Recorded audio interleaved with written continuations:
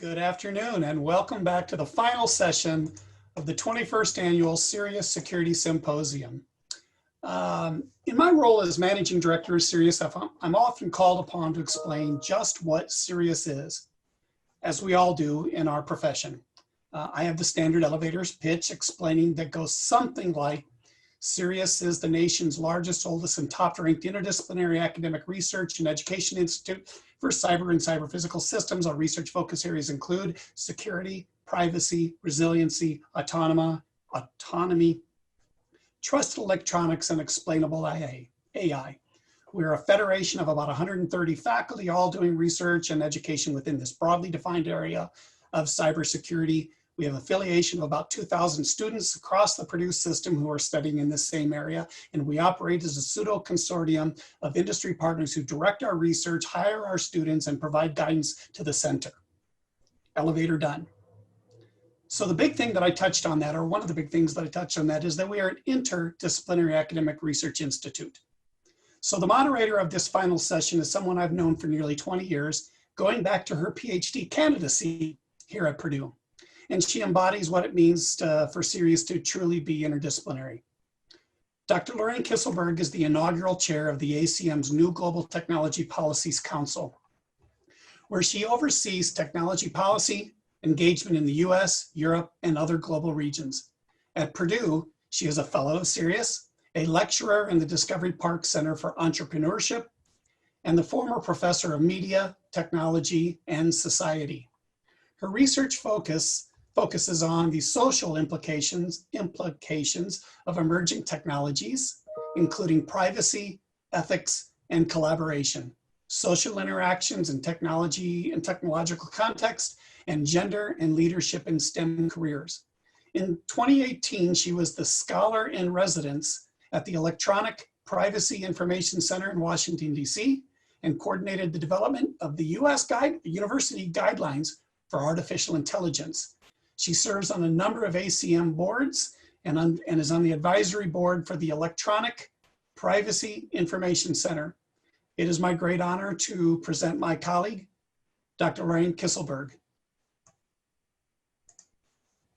Thank you so much for that introduction, Joel, and also to Danyan and Jerry at CERIAS for inviting us to participate in this seminar today.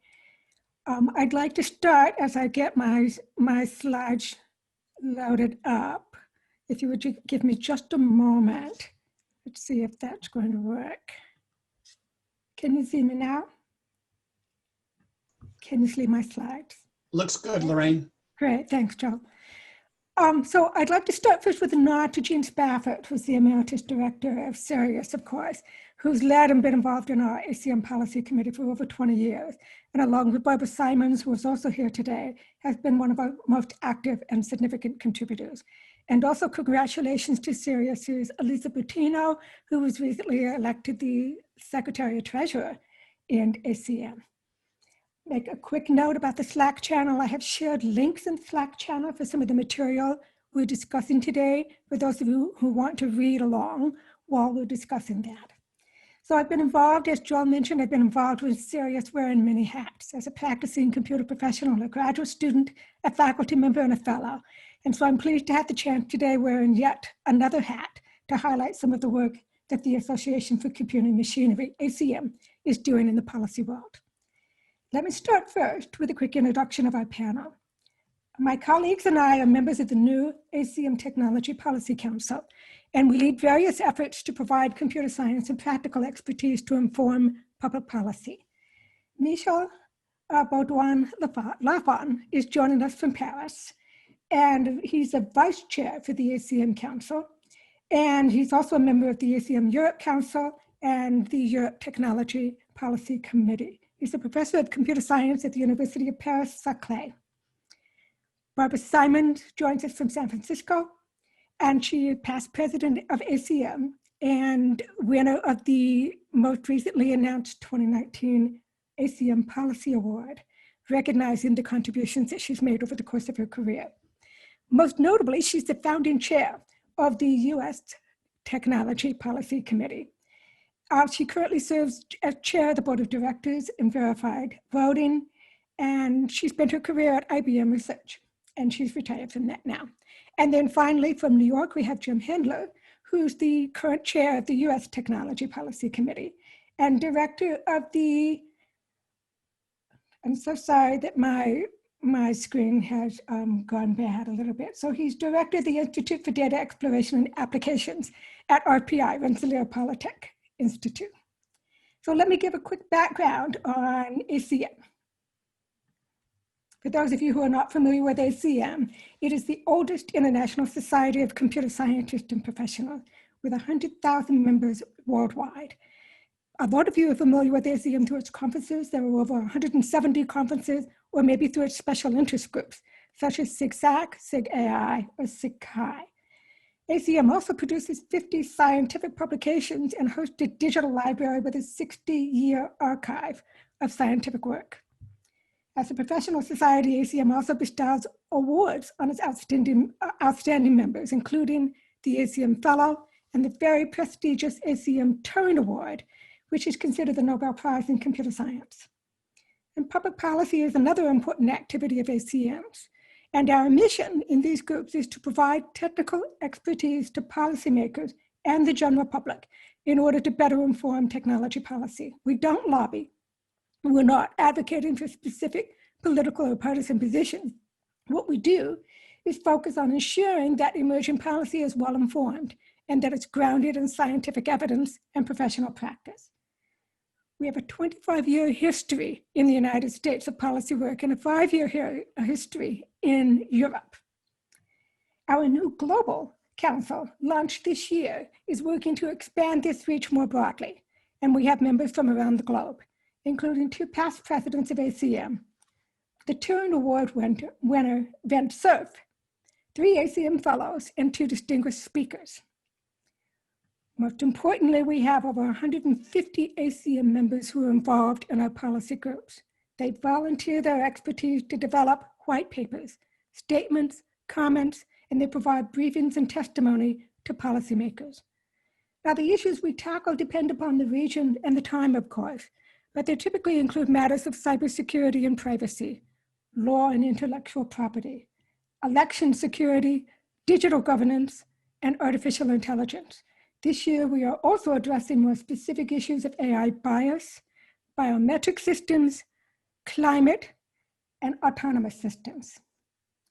Now, the political landscape in the United States and Europe has clearly shaped our activity. This year, the growing calls to address the ethics and governance of AI have been prominent, and they have been prominent for about 3 years now.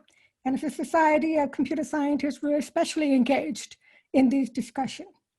We build upon work that we released in 2017, which was a statement on algorithmic decision-making, addressing concerns of fairness, accountability, and transparency. The Cambridge Analytical event in 2018 generated very important discussion of privacy protection in big tech industries like Facebook and Google. And we've outlined and addressed those particular issues. The upcoming elections, or the ongoing election process in the United States, including a technical fiasco with the Iowa caucus this fall and a shift to mail-in voting during the COVID pandemic, tapped what has been a point of ACM expertise for over 20 years in election security. Growing calls for racial and social justice and concerns over the accuracy of biometric data led to a new focus on biometric systems, such as facial recognition technologies. And in Europe, the new European Union Commission, has been moving fast to develop legislative plans for 3 specific priorities that have relevancy for our work: AI governance, data protection, and a Green Deal. Now, in addition to this, as with everyone, the global challenges with the pandemic and climate change this year also shaped our activity. First, there were rapid responses to develop systems that could track and trace human contact that would spread the virus. And this led to discussions about how these applications are designed and governed and attend to principles of privacy and security.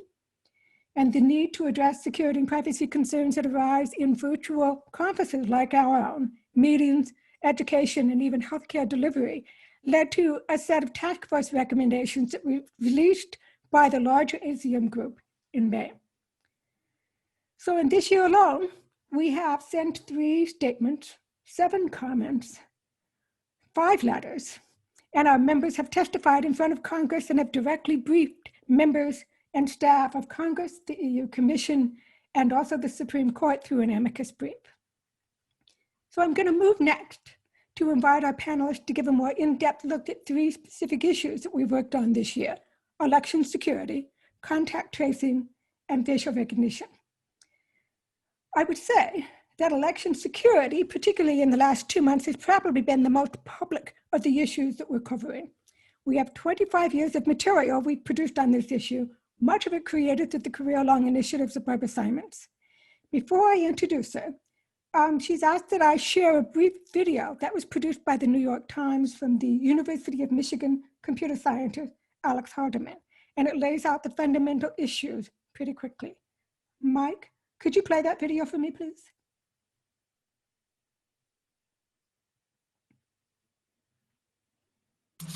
All cybersecurity experts who have given electronic voting machines any thought agree.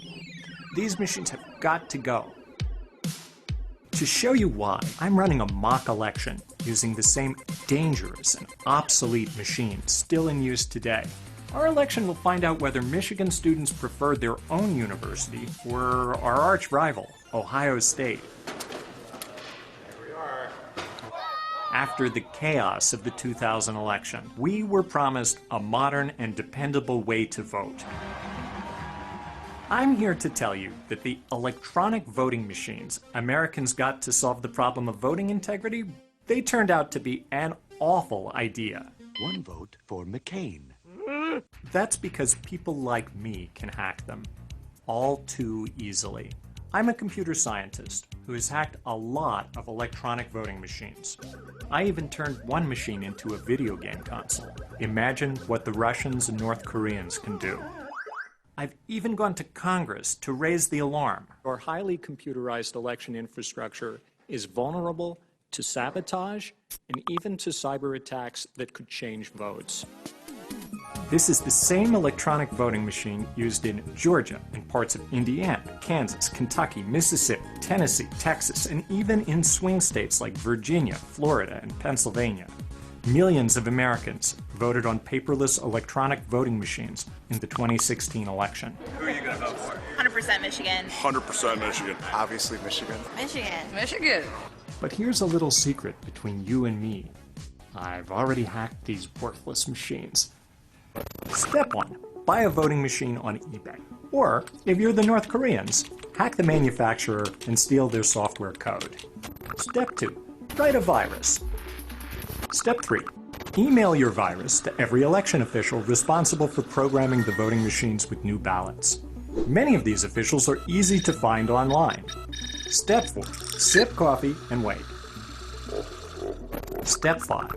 Hijack the ballot programming and let the election officials copy your invisible malicious code onto the voting machines. Step 6. Watch your code silently steal votes.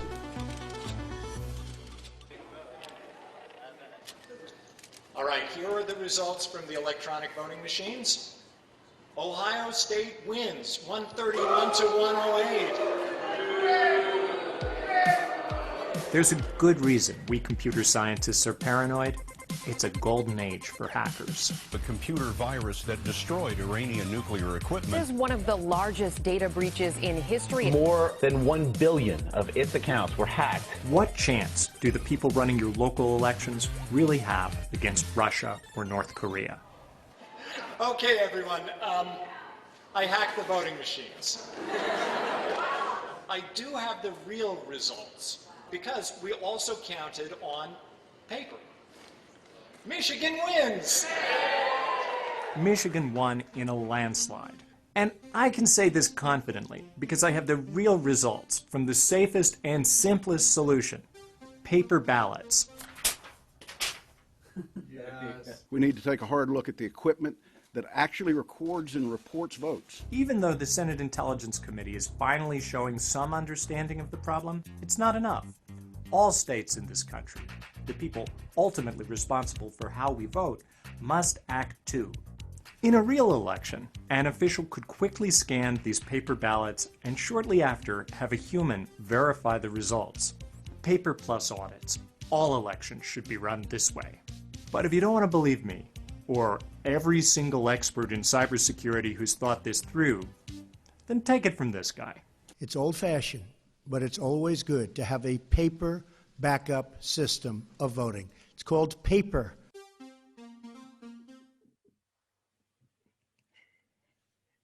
Thank you, Mike. Let me go on and get these slides back on again.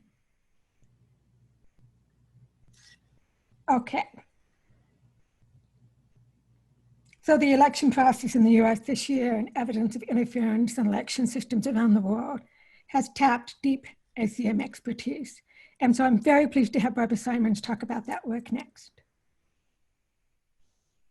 Thank you, Lorraine. I assume you can hear me now, right? Hello? Yeah. Okay. I'm so glad you were able to play that video. I don't know how many of the people who vote in Tippecanoe County are aware of this, but you guys are voting on the exact same machine that Alex Halderman showed how to hack. You have a paperless voting system called Diebold, TSX, which is what he was using. And it is just fundamentally insecure. Basically, there's no paper trail, and there's no way to be able to do a recount of elections held on those machines. You've been using them for a long time. And as Alex said, these machines should be recycled for parts, basically. Don't even sell them to anybody else because they're really, really bad. Indiana as a state is one of the worst states in the country. Over half of the state uses paperless voting systems, which is insecure old technology. About a quarter uses hand-marked paper ballots, which is what you want, as Alex said. And I hope that maybe one result of this panel will be that people at Purdue will start pushing to get safe voting system in Purdue and in Tippecanoe County and also throughout the state. In Indiana, you can do mail-in ballots, but you'll need an excuse to vote absentee, and no mail-in ballots will be accepted after Election Day. Also in Indiana, there's email and fax return for overseas ballots from the military, which is yet another phenomenally insecure form of voting. So computers were introduced into elections basically, as was suggested in the video, by Florida. It was the hanging chads, pregnant chads, and a lot of people drew the conclusion that paper was bad. And that was obviously the wrong conclusion. The conclusion should have been the wrong use of paper is bad. It was the technology that was bad, not the paper itself. Nonetheless, in 2002, the Help America Vote Act was passed. It provided almost $4 billion with a B for new machines. And a lot of these machines were paperless. There were vendor promises that they were secure. You could just touch a button at the end of the election and get the results, which sounds great for election officials because it's election day is an exhausting day. They were federally certified, which was pushing things a bit. There was a deadline for spending money, so there was a gold rush mentality. There was also some pressure from some organizations representing for voters with disabilities to push paperless voting systems, which was a mistake. Anyway, the early use of computers in voting was predominantly these direct recording electronic machines, such as you have, where you touch the screen and the machine, basically the machine displays the result, you vote on the machine and it computes and stores the result. And again, a lot of these machines were paperless, so there was no way to check that the result that was stored in the machine was accurate. They were badly engineered. There were often cases of calibration where people would, as shown again in the video, touch candidate A and candidate B would light up. When that happens, there's no way to know which candidate got the vote because it's you don't know what's happening inside the machine. Failures of these machines or an insufficient number can create long lines, which is a way of disenfranchising voters. So in response to this, basically, the computer scientists were the ones who started this effort for paper trails, we called them at the time. And as a result, the vendors retrofitted these DREs, these paperless machines, with paper trails, but these paper trails were also badly engineered. They're called voter verified paper audit trails, and they were thermal printed paper in a continuous roll, sort of like a gas station receipt, which I'm sure if you've ever left a gas station receipt in the sun, you know it fades easily. They're hard to count because it's a continuous roll. It was often small font, hard to read, and frequently under transparent plastic, which made them still harder to read. And perhaps most disturbing, there was an MIT study that was done some years back that very few people checked these paper rolls because they didn't even understand that they were intended to validate their vote. So I'm going to jump to the present, basically, and talk about what we can do to protect ourselves against problems with computers. First of all, we do need paper ballots, as Alex said in the video. Hand-marked paper ballots, ideally, because we know that when the voter marks the ballot, he or she is validating the result because you're looking at the ballot and you see what you're marking, as opposed to paper that's produced by a computer. So for post-election audits, you first want to get the preliminary results before doing the audit, because the idea is the audit should check on the computers, what the computer is saying. So the computer first has to produce the results, and the audits must be completed before the results are certified. It should be manual because, again, we're not trusting computers here. We want humans to check these ballots, to read them. The ballots need to be randomly selected, of course, because if the opponent knows what you're going to be looking at, then your opponent can rig the election. And what we recommend is called risk-limiting audits. It was recommended by the National Academies of Science, Engineering, and Medicine, the Senate Intelligence Committee, a number of other organizations that were developed by UC Berkeley statistics professor Philip Stark. The way they work is the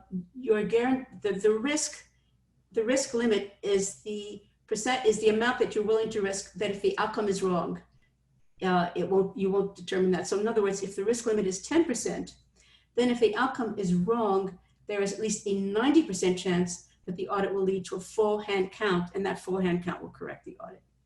Will correct the result and get you the accurate result. So the idea is that we're using statistics to check on the results, and it's much more efficient than doing the total manual recount, which would also check. And finally, let me just say a little bit about the upcoming election. Risk-limiting audits are not widely used. They should be. Again, as Alex said, we should be auditing all elections. Colorado was the first state. They started with the 2018 midterm. They have a state law requiring risk-limiting audits for their elections. Rhode Island and Georgia also passed laws recently, and they'll be doing risk-limiting audits for the first time in November this year. Michigan and Pennsylvania would like to do them, but it's not definite. The secretaries of state want them, but they don't have the authority to order them. So we're hoping that they'll be able to do statewide postal risk-limiting audits in both Michigan and Pennsylvania, which of course are critical states. Both have conducted pilot risk-limiting audits earlier. If they don't manage to conduct the risk-limiting audits, they'll still do some decent audits. So in all likelihood, they will be able to catch problems with the tabulation of the results. But risk-limiting audits would be the best way of doing it. Virginia has a law, but it's kind of a funky law, and the audit is unlikely to be conducted before the recount deadline is over. Arizona is hoping to have risk-limiting audits in every county. And then finally, most swing states, most tipping point states have reasonable audit laws, even if they're not risk-limiting audits. I mean, again, risk-limiting audits are the best, they're the gold standard, but there are other audit laws that can still help a lot and catch a lot of problems. One counterexample is Florida, which ever since Florida 2000 seems to have been determined not to do any kind of decent audit or recount. So I think I'll stop there. I didn't really discuss internet voting, but maybe we'll get to that in question period. Okay, thank you so much, Barbara. So let me introduce Michelle next from Paris. And of course, the pandemic, as we know, demanded a reevaluation of our priorities and renewed policy challenges. And we have faced similar issues in the past, balancing individual rights with national security, and in this case, public health debt, global public health debt. So Michelle led the development of a new contact tracing statement work by the Europe Technology Policy Committee, and he's going to talk to us now about that statement. Thank you, Lorraine. Can you hear me? Yes. Yes, good. Yes, so we developed this statement back in April, and it was sent to governments and to the European Union Commission in early May.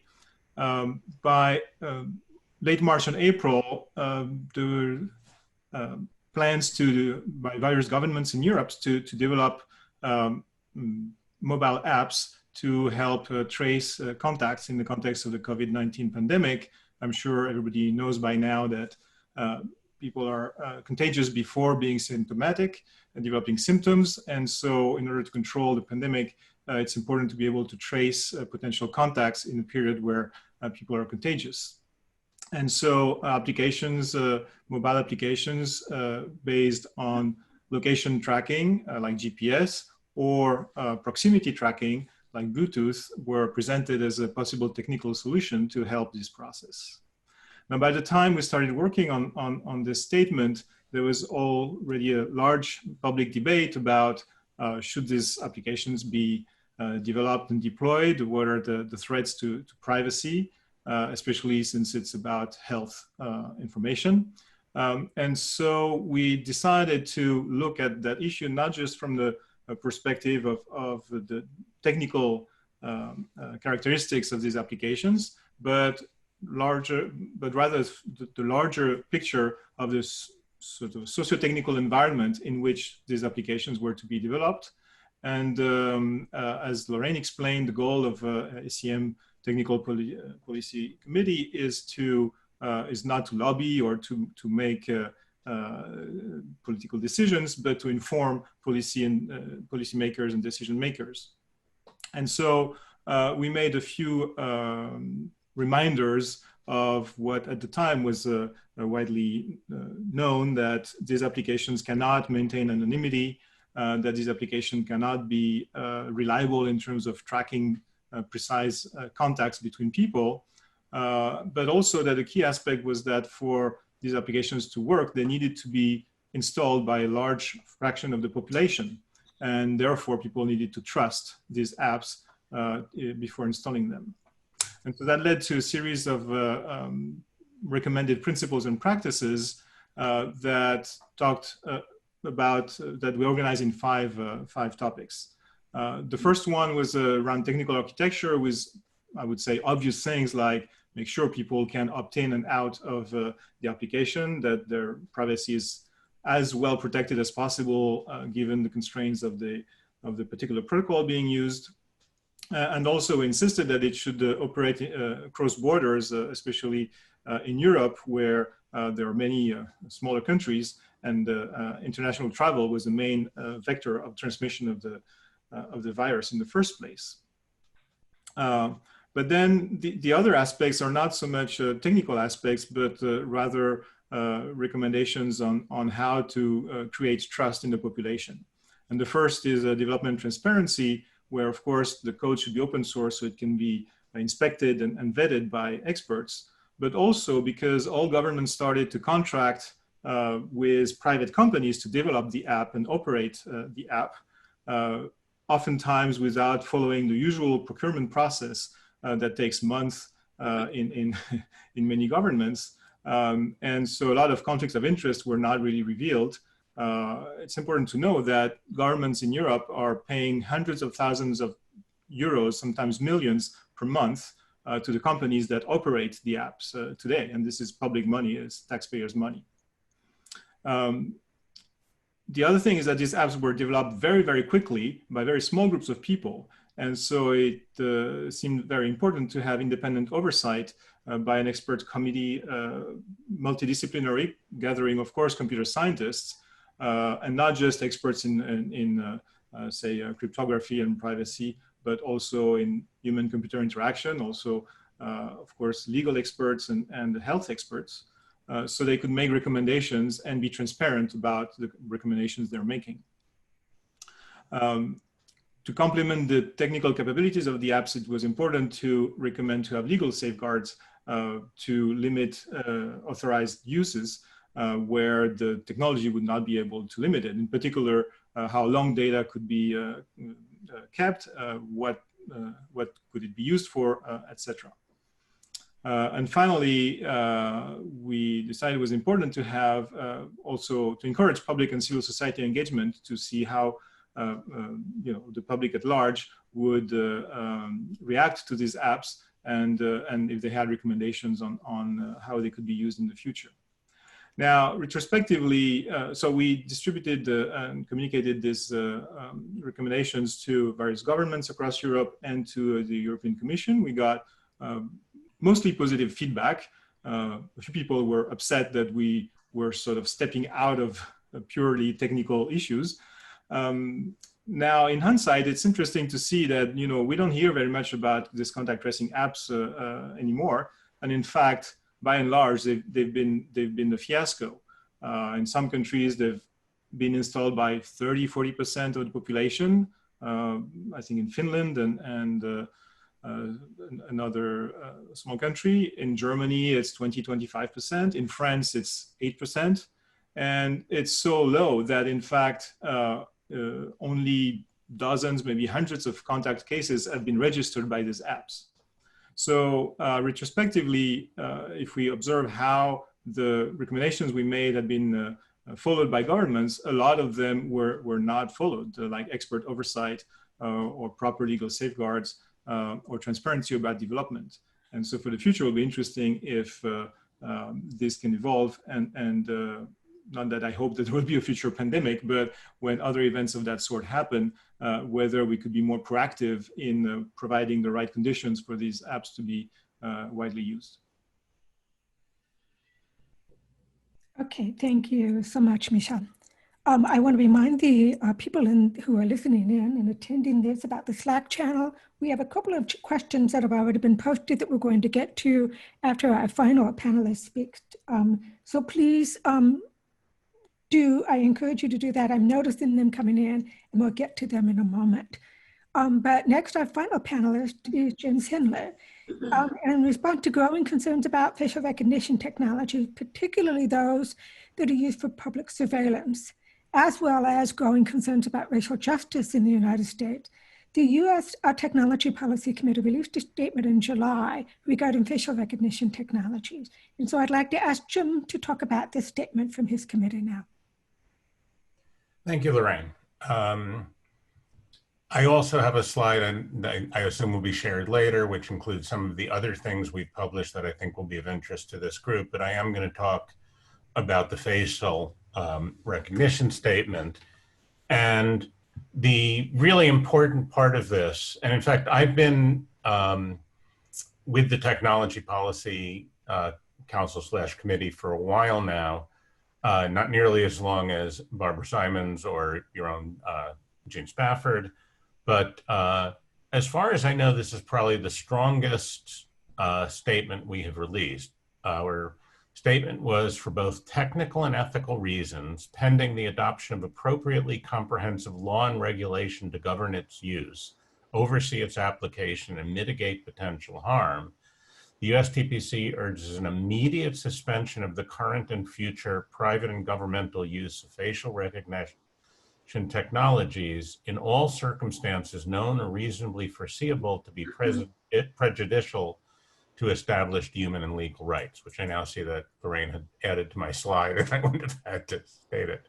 But again, I just want to make it clear we're talking about a very strong statement. We call for the following principles, but what I really wanted to do today is talk a little bit about what underlies these. So a lot has been, you know, and our timing on releasing this was quite good or quite bad, depending how you look at it. It was quite good in the sense that we released it very shortly before the news broke about a case in Detroit where someone was arrested purely on a face rec.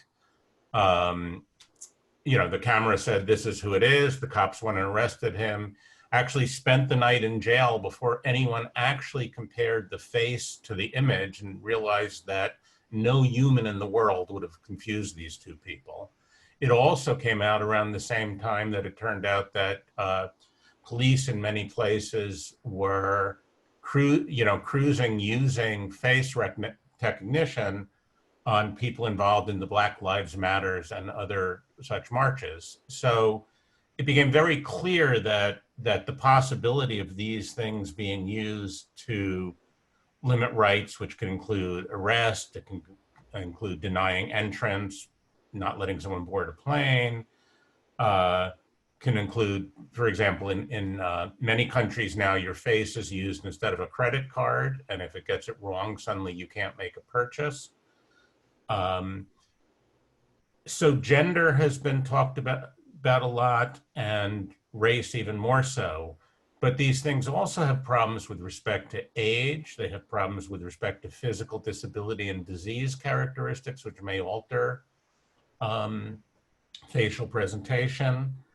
And then we also don't know a lot about their actual accuracy. So for example, trained in one situation, perhaps with you know, if I turn my face this way, you see different lighting than if I turn my face that way.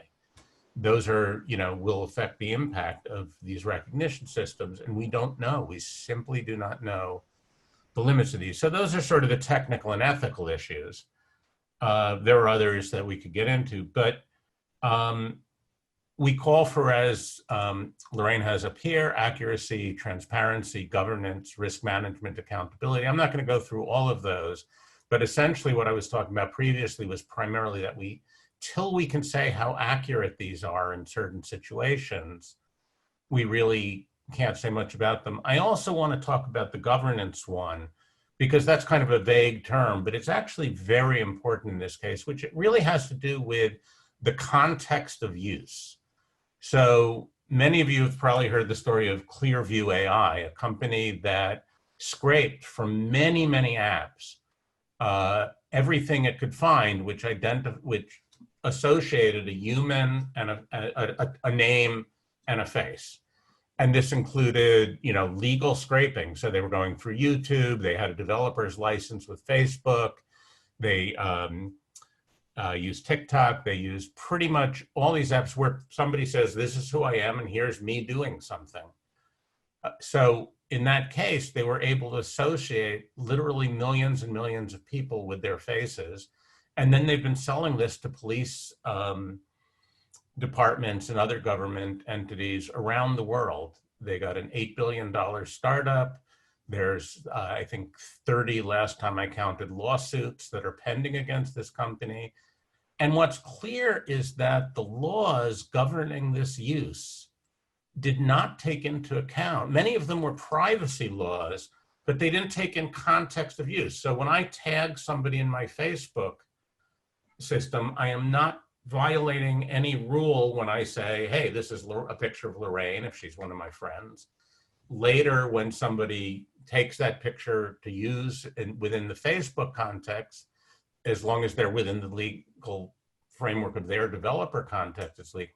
But Clearview was then scraping these, pulling these, taking them out and using them for something completely unintended. So for example, if I knew that Lorraine could be arrested if I tagged her in one of my Facebook photos, I might have a very different idea about what I can do. So if you look at the things we're linking here, really what they're about is regulating a harmful technology. And so the last point I want to make is that people have this tendency to think of AI as special, magic, whatever, but we use rules like these when we regulate medical systems, when we regulate food safety, regulation for automobiles, or pretty much any harmful technology. So I think the key is making clear these are harmful technologies and making it clear that we must find appropriate regulation to avoid the harm. And I'll stop there. Thank you. Okay, thank you so much, Jim. I want to move next to essentially our interactive question session. I do have a set of questions that I would like to pose, but in the interest of time, I want to be sure that I start first with the questions that have already popped up on the Slack channel. I'm hoping there's some discussion, but there's also specific questions for each of the three panelists that I'd like to raise. The first one is for Barbara about election security. And the question, let me make sure I'm near my mic, but also reading the question from afar. I'm curious to learn more about the supporting process. The reality is that everything is hackable. It's just a matter of resources. The question is about the supporting process. In the short video, he made the assumption that things are simple to email the election officials.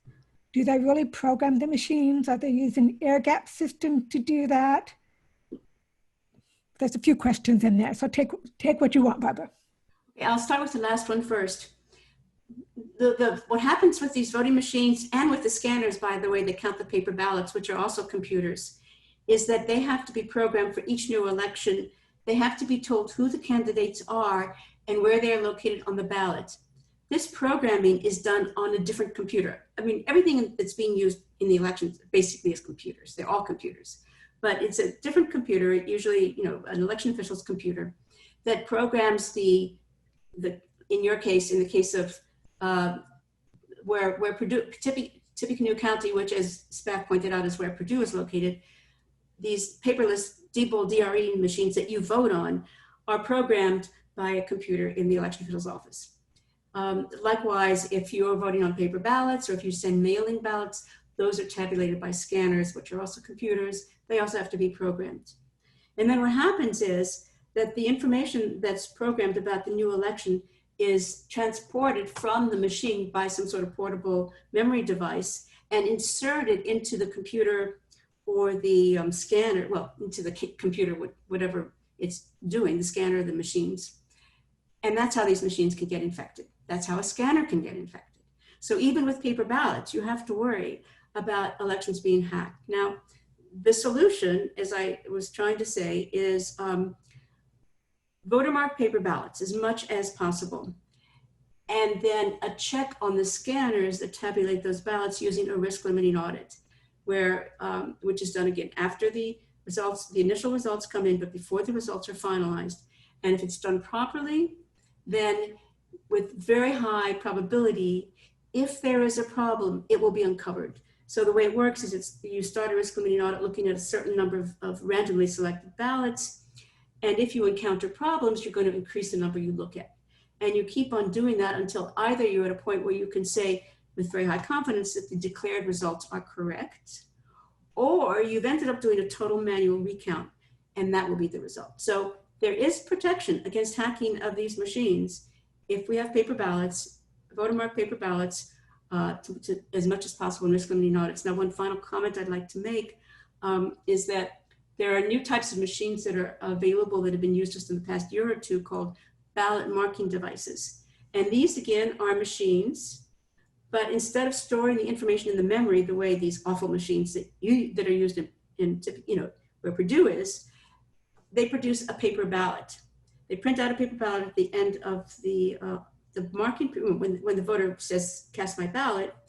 But in some cases, those paper ballots only contain the list of the voters' selections, not all of the races. So that can be a problem because voters may forget to vote on something. And then there are also issues with these machines because just like with these machines, these direct recording electronic machines that you've got in Tippecanoe County, if there aren't enough of them, or if they go down, voters can be disenfranchised. And then some of these machines, some of these new machines that have come out have significant security flaws and have the capability of messing with the paper ballot, even though the voter is supposed to be able to verify it. So again, I can go into more detail if someone's interested, but I don't want to spend too much time on this answer. So I'll stop there. Thank you, Barbara.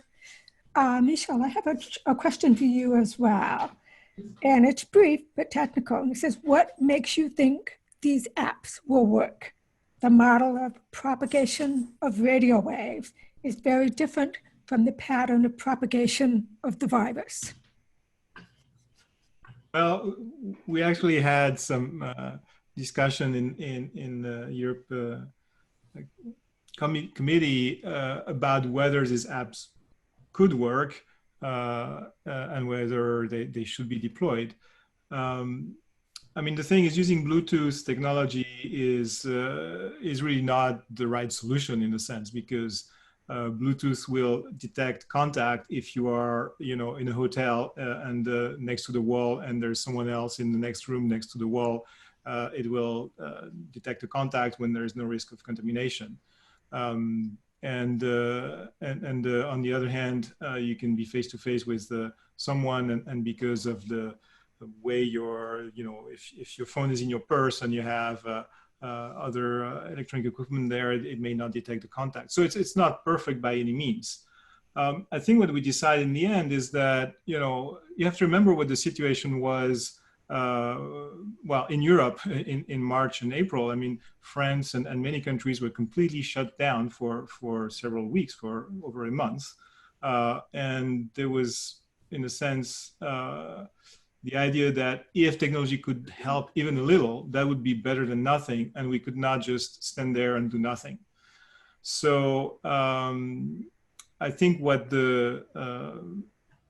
sad about this is that there was no opportunity, in fact, to test if this could work in real setting. Some experiments were done. The British, they did on the Isle of Wight. In France, they did simulations with military sort of enacting some various types of scenarios. But the truth is we don't know. Singapore was the first country to deploy Bluetooth-based solution. They did testing of various types of Android phones and iPhones in an anechoic chamber to see how the patterns of contact would be detected, and there was very high variability. So, so I think the real question is here, should we not try because it's not perfect, or should we try because maybe it can help a little bit? And I don't have personally the answer to this, but I think it was our duty to at least inform governments about what to do to maximize the chance that this could help if it was indeed able to help. That's a great answer, Michelle. I would add to that really quickly that is a classic paradox that we have between science and policy. And policy and it's about time. Policy tends to move rather quickly. Not always. You can argue in the US that we've been trying to move privacy policy forward for too many years. But in the case of contact tracing, that was definitely the case. And science wants a longer period of time to build and test and assure that what we're doing. So it's a challenge that we face in general. I have another question here for Jim, and this is philosophical. He says, this may be too philosophical, but which is the larger problem? Facial recognition itself or the police using it? Can we ever trust police or governments with this power? So it's obviously a hard question, and some of it would take me out of the neutral, non-biased space that these committees live in. But let me say that what I do believe is with proper safeguards, and many of those are outlined in our statement, it's not impossible to find places where these can be deployed.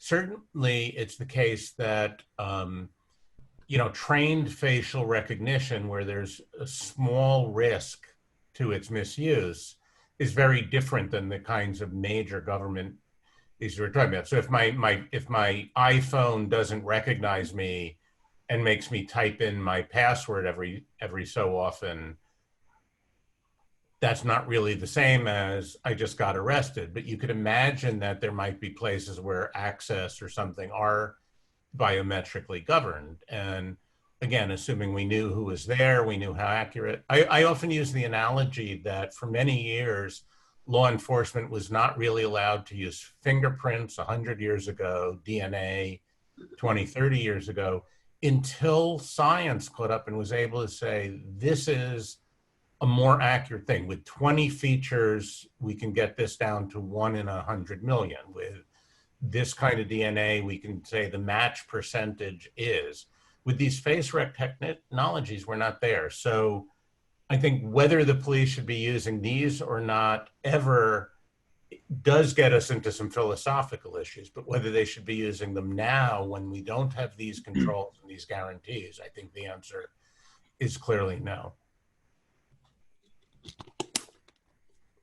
Thank you, Jim.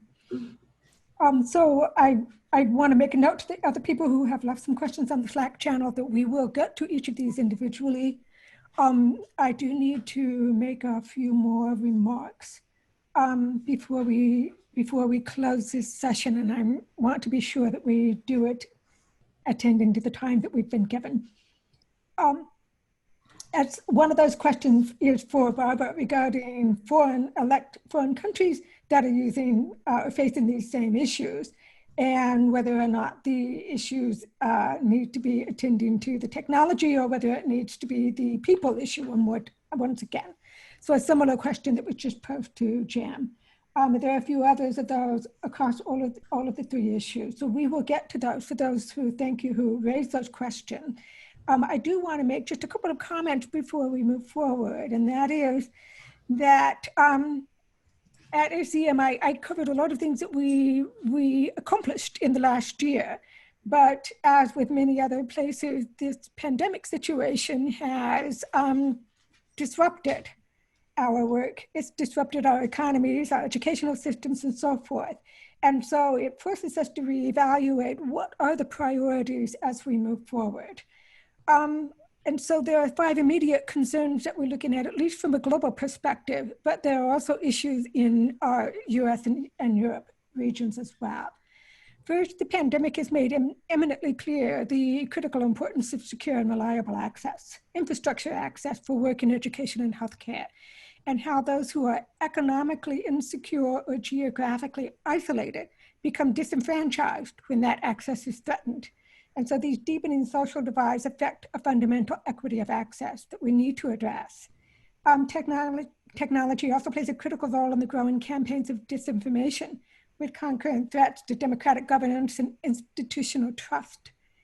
The nationalistic trends and trade wars are threatening transnational data flows and ultimately transnational cooperation. Climate change obviously has reached a crisis level this year globally, and as a profession, we have to come to terms with the materials we source, the energy we consume, and the waste we produce as technologists, and discuss how we can be more responsible stewards of the globe. And finally, managing the data necessary to minimize global public health threats has led to fast development, quick implementation, and fewer controls on privacy and data protection, bringing to light the challenges of large-scale government-mandated biometric data systems. So those are a couple of things that we are looking at as emerging issues moving forward. I may want to make some final closing comments, thanking the panelists for their time and sharing their expertise on these 3 issues, and to everyone listening today, and especially to the CERIAS group for hosting these fantastic discussions. Following our work here at ACM, becoming a member if you're not, and if you are a member, consider joining one of our policy groups and contributing to the work we're doing. We are especially interested in people with expertise in emerging technologies such as 5G and quantum and so forth.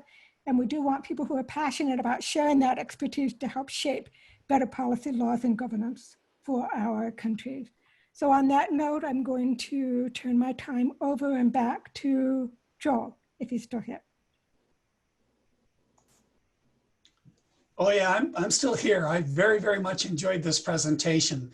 Lorraine, thank you very much. And to all of our panelists, thank you very much for a wonderful closing to the formal presentation session of the 21st Annual CERIAS Security Symposium. I'm so proud of our staff and all of the speakers as well as the audience for such a great event, even though we did anticipate a few technical problems today, but those things are bound to happen, and we did go off. So we will shortly end this session, but I do want to remind you that both the poster session and the Slack channels will remain live, and that most of the presentations over the last couple of days have been recorded and will be available for post-event viewing from the CERIAS website. And if you've enjoyed these sessions, I encourage you to check out the CERIAS weekly security seminar sessions. This 4-credit class hosts cyber and cyber physical SMEs from industry who give guest lectures each week. It is available for live virtual attendance and interaction with the speakers, but is also recorded and available for viewing. In fact, the recordings go back to 1999, And since 2001, they are all available online and read like a virtual who's who of cybersecurity experts and over the history of our science. And I'd also want to make sure that you mark your calendars for April 6th and 7th, 2021 for the 22nd annual CERIAS Security Symposium, possibly virtual, hopefully live and in person. Board members, reminder that we reconvene tomorrow at 1 p.m. for the final components of this symposium, as well as our board meeting discussions. And with the final, I would like to turn over the microphone to Director Dongyoung Zhu to formally close this. Thank you, Joe. Thank you, everyone. And I would just like to add my thanks to everyone who participated in the symposium. I myself learned a lot about different aspects of cyber-physical security. And I will very much appreciate everyone's feedback. Please do continue to let us know how we can serve you better and how we can help you in research education in cybersecurity. So with that, I guess Joe and I guess we will co-announce the completion of the main session of the 2020 CERIAS Annual Security Symposium. Thank you. Good evening, and look forward to seeing you in the next symposium. Thank you.